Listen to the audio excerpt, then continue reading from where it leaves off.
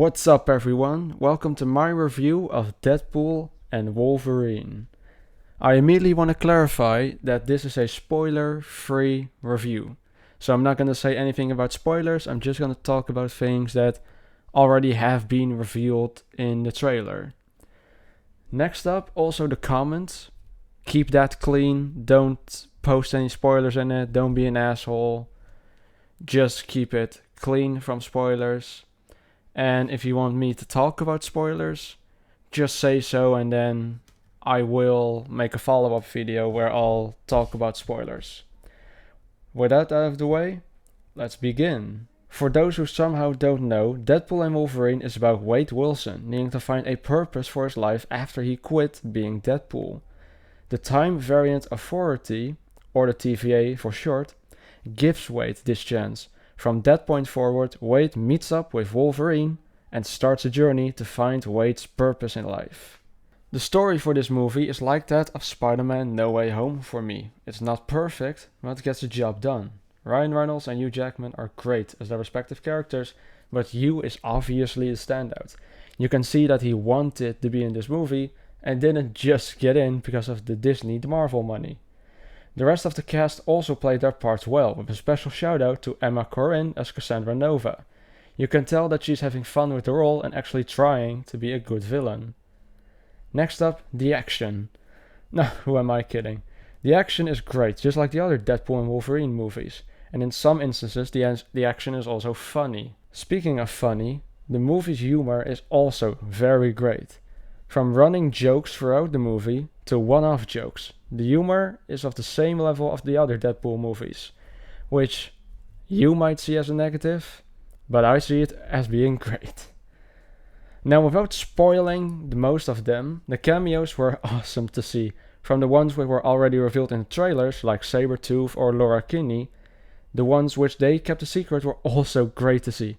I would say that the cameos in terms of plot-wise in the same as Multiverse of Madness. Most of them show up, maybe get a scene of development, have one fight, and then they're gone. Which I was personally okay with, because I thought the cameos in Multiverse of Madness were also good. But if you saw that as a negative, it might be a negative also in this movie, the same way you might have found it negative in the Multiverse of Madness. So now on to the problems I have with this movie.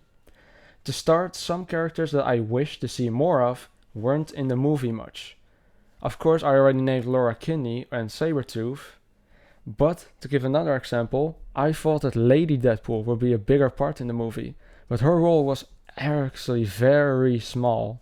The same goes for most other characters that aren't the main ones, being Deadpool, Wolverine, and Cassandra Nova. Any other character I wish we were to see more of, especially Deadpool's friends, like Yukio. We don't even see Cable, so did he go back to his time? Because I don't think he did, so yeah, that's very weird that we don't see Cable there. Secondly, the movie doesn't really explain Cassandra Nova very well. The furthest they go into it is that she's Charles Xavier's twin sister. But I was left wondering how she could do certain things she does in the movie. Like, I won't say when, but she can regenerate. I don't think Charles Xavier could do that, so I really don't know how she got those powers. If they were twins, they should have the same power, right? And yes, her mind reading is different, but it's still mind reading. It isn't like something extra added on.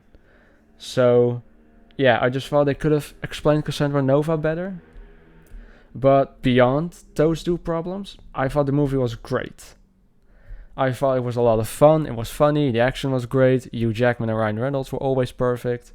And some of the cameos could have been longer, especially X-23. But yeah, most of the cameos I was fine with.